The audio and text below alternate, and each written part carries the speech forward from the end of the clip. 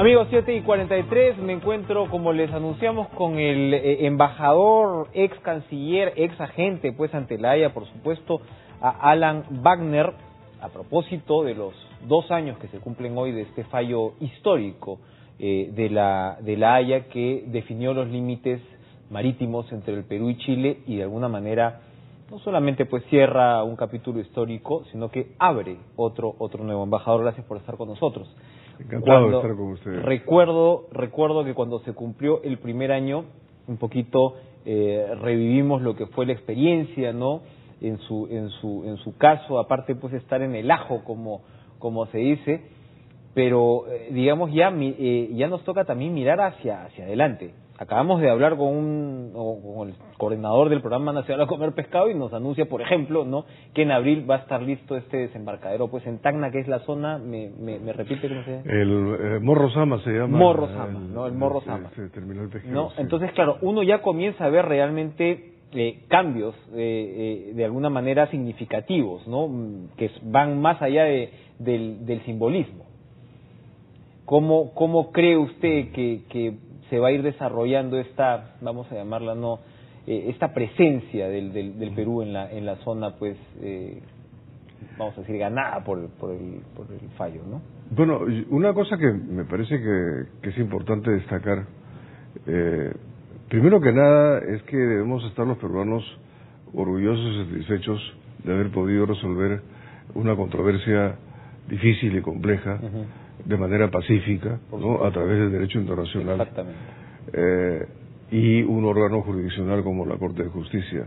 Pero sobre todo, por el hecho de haber sido capaces de desarrollar una política de Estado que fue ejecutada por 3 gobiernos democráticos consecutivos, por un equipo profesional, y así fue percibido por la ciudadanía como un manejo profesional del caso, y que al mismo tiempo la ciudadanía le dio su respaldo, ¿no?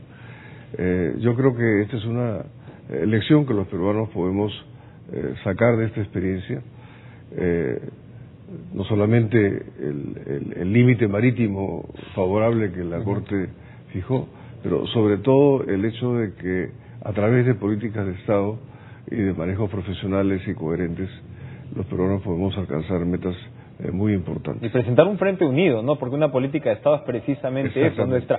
Ahora, precisamente que vivimos una nueva campaña electoral, bueno, ¿no?, donde se ve tanto encono, pues muchas veces, tanto una política a veces un poco rudimentaria, lamentablemente, pues para nuestra frágil democracia. Lo que se ve precisamente con ventajas como esta es hasta dónde se puede llegar en políticas de Estado, no solamente en presentar un frente unido, sino que tener causas que cohesionan a todo un país, ¿no?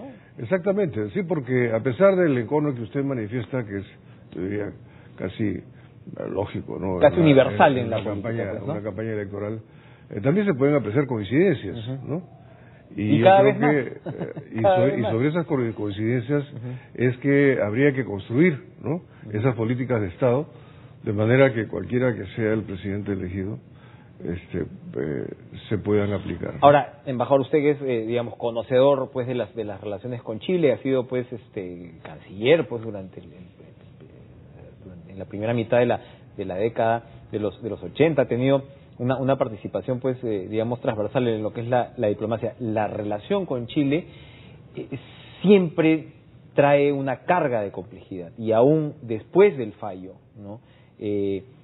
También parte del aprendizaje de repente es acostumbrarse que, para usar el término, las cuerdas paralelas de alguna manera siempre van a seguir, ¿no? Es decir, hemos tenido 2 o 3 incidentes de relativa tensión, ¿no?, con Chile, pero a pesar de eso, bueno, la relación va avanzando. Podemos esperar que en los próximos años la cosa siga así, es decir, de todas maneras estamos destinados a una integración bastante pues profunda con Chile, a pesar de las vicisitudes pues no normales de una relación como esta. Naturalmente, yo creo que hay que tener la mirada puesta en el futuro y ver cómo es que avanzamos, ¿no?, de tal manera de profundizar nuestras relaciones en todos los ámbitos para beneficio de nuestros pueblos, porque de eso se trata, ¿no? Ya hemos avanzado bastante en términos todo lo que es la relación económica entre los dos países. Hay un flujo mutuo de inversiones muy significativo, flujo de comercio, pero al mismo tiempo hay una relación excepcional entre Tacna y Arica, ¿no? A nivel de los pueblos, a nivel de las economías regionales, ¿no? Y luego hay un número muy considerable de peruanos residiendo, más de 100.000 peruanos residiendo en Chile, y por último también un número creciente de chilenos viviendo en el Perú. Yo diría que esas son bases sobre las cuales debemos continuar construyendo una relación que tiene muchas perspectivas, ¿no? Tanto en el plano bilateral como a través de organismos que compartimos, como es el caso, por ejemplo, la Alianza del Pacífico, ¿no? Ahora, las relaciones con los países vecinos siempre tienen sus dificultades, eso es natural en las relaciones de vecindad. Lo importante es cómo se resuelven esas dificultades. El caso del límite marítimo era un caso emblemático, porque era un caso que llevaba 20 años planteado, ¿no? Y no hubo de parte de Chile la disposición de ingresar a una negociación sobre la materia, porque llegó un momento en que Chile dijo no hay nada que discutir porque el tema fue resuelto por un tratado de límite marítimo que es la Declaración de Santiago de 1952. Y con eso cerró el diálogo. Precisamente a partir de ese momento es que el Perú abre el camino hacia la Corte Internacional de Justicia para que sea ella la que resuelva sobre lo particular. Es decir, en primer lugar, que reconozca que no hay un tratado de límites entre los dos países y luego que por consiguiente fije el límite marítimo. Y removido este aspecto, que era una controversia muy significativa, ¿no? Yo creo que hay que ir despejando los temas, ¿no?, que quedan por ahí, ¿no? El tema del mal llamado triángulo terrestre, ¿no?, que en realidad si uno hace una lectura correcta, ¿no?, y en buena fe de lo que son los instrumentos que nos vinculan, en particular el Tratado de 1929, que claramente dice que la frontera terrestre se inicia en la orilla del mar, en un punto denominado Concordia, etcétera, etcétera. Y si uno mira también las actas de las comisiones demarcadoras de 1929-1930... No resiste mucho análisis la interpretación que se quiere... No hay, pues. Y por último, el mismo fallo de la Corte lo que advierte es que ambas partes están de acuerdo en que la frontera terrestre fue fijada por el Tratado de 29, que se inicia en un punto llamado Concordia, ¿no? Y llama la atención de que, o sea, que el punto de inicio del límite marítimo que hay que fijar puede no quedar ubicado en el mismo lugar del punto Concordia. De manera pues que yo pienso... No nos podemos ahogar en ese triángulo, ¿no? Así es. Sería pues definitivamente, ¿no?, desafortunado y no tendría ningún sentido, además, real, ¿no? Y hay que sopesar qué significa esto en términos de las relaciones bilaterales, pero con un aspecto que a mi modo de ver es muy importante. Y es que para el Perú es un tema sensible, porque no se trata solamente de 37.000 metros cuadrados, o sea, 3,5 hectáreas, sino se trata de una porción de territorio peruano que fue materia del Tratado de 1929, que terminó de liquidar justamente los asuntos territoriales pendientes de la Guerra del Pacífico, ¿no? Y que también no se puede caer en retroceder, digamos, sobre algo que ya está cerrado, ¿no? Y que además eso para nosotros fue muy duro, por supuesto, ¿no? Muy duro, ¿no? De manera que es algo que yo creo que también debe comprenderse, ¿no? Que para el Perú es un tema sensible por la razón que indico, porque está vinculado al Tratado de 1929, ¿no? Y porque eso ha sido territorio peruano, ¿no? Y así quedó en el tratado, ¿no?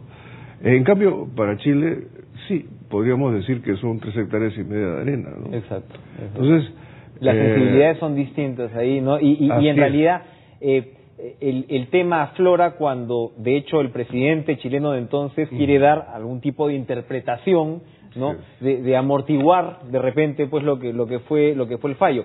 Ahora, es posible. Ahora, embajador, dos cosas hay. Uno, cuando uno piensa pues en la relación con Chile, ¿no? Con estos digamos bemoles, ¿no? También piensa en la relación con Ecuador. Precisamente el presidente Humala está participando pues en esta cumbre, ¿no? Y de alguna forma la relación con Ecuador es un espejo en el cual verse, es decir, tuvimos una guerra, ¿no? O sea, por supuesto antes, pero en los años 90, ¿no? El conflicto del CENEPA y el vuelco que ha dado esa relación precisamente después pues de que se cierran, ¿no? Los desacuerdos y demás. Es impresionante porque uno conversa con el personal de Torre Tagle, ¿no? Uno llega a conversar incluso con personal, con miembros del gobierno de Ecuador, y el cuidado mutuo que se le tiene a la relación, a pesar incluso de las diferencias políticas que pudieron haber bastante marcadas en su momento, es notable, ¿no? Es notable cómo países limítrofes evolucionan, ¿no? Al punto de decir, no, mira, esto es muy importante para nosotros y lo vamos a atesorar y lo vamos a cuidar como se debe. De alguna forma a eso deberíamos ir caminando con Chile, ¿no? Si se le suma parte de lo que usted dice, esta frontera viva, estos intereses en común, tanto por desarrollar, ¿no? Exactamente, yo creo que ese es un ejemplo, ¿no? De cómo es que después de haber llevado durante tantas décadas, ¿no? una controversia con el Ecuador, finalmente se resuelve a través de los acuerdos de paz de Brasilia, y que además, como recordamos, esos acuerdos tuvieron dos aspectos. Uno de ellos, el tema propiamente del límite, ¿no?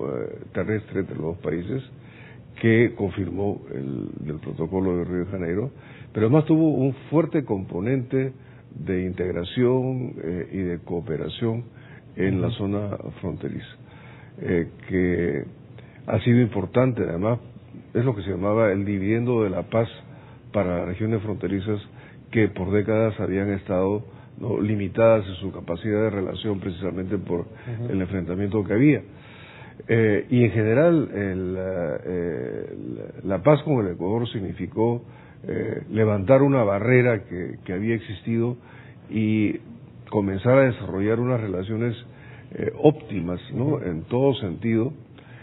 Como usted decía, independientemente de orientaciones políticas, ¿no? de los gobiernos, ambos han sido siempre muy consecuentes con esta visión de futuro, de construir una relación muy importante y que se alimenta a través de una cantidad de entendimientos, y diría con el motor tan importante de los gabinetes binacionales presididos por los respectivos presidentes. Ahora, embajador, la relación con Chile no deja de ser sensible, además no solamente por los factores que hemos enunciado, a pesar de los evidentes avances, sino también porque hay un proceso pendiente que se desarrolla con Bolivia, pues precisamente también ante la Corte de la Haya. Por supuesto, la posición del Perú ha sido siempre de mucha cautela, ¿no? De observar totalmente desde fuera, ¿no? este procedimiento, pero hay actores tanto en Bolivia como en Chile que definitivamente pues lo que buscan es atraer al Perú a esa controversia. ¿Usted cree que se ha estado manejando como se debe la posición peruana al respecto? Sí, naturalmente. Ese es un tema bilateral entre Bolivia y Chile, y así debe permanecer hasta tanto eventualmente pudiera ser de aplicación la cláusula contenida en el protocolo complementario del Tratado de 1929 respecto de cesión de territorios a un tercero, territorios que fueron materia del tratado, de manera que eso yo diría que lo que corresponde al Perú es ser respetuoso de un proceso que está en marcha, que está estrictamente en manos de Bolivia y de Chile, y de la Corte, por cierto, ¿no? De manera que el Perú por el momento no tiene nada que decir al respecto, sino más bien confiar que, así como fue el caso entre Perú y Chile, ese proceso de la Corte pueda culminar de una manera ordenada y ojalá satisfactoria para ambos países. Muy bien. Alan Wagner, ex canciller, ex agente de la Haya, por supuesto, personaje, como les decía, transversal, porque desde las épocas del embajador Bácula, ¿no? Donde se puso esta pica en Flandes durante el gobierno incluso de Pinochet, ¿no? Donde se manda pues al embajador Bácula, usted era canciller en ese... Yo viajé a Santiago. Exacto, ¿no? Para una reunión que tenía que ver con la ejecución de las cláusulas pendientes del Tratado de 1929. Y ahí estuvo la génesis, si se quiere, ya reciente, ¿no? Le pedí al canciller chileno que recibiera al embajador Bácula para que le expusiera las razones por las cuales no existía un tratado de límite marítimo. Y de ahí la bola se echó a correr. Así es. Embajador, gracias por estar con nosotros esta mañana en esta fecha de recordación histórica, además. Así es, yo creo que es una fecha de orgullo para todos los peruanos y de satisfacción. Muy bien. Amigos, 7:59, vamos a ir a una pausa y regresamos de inmediato con los titulares. Ya volvemos.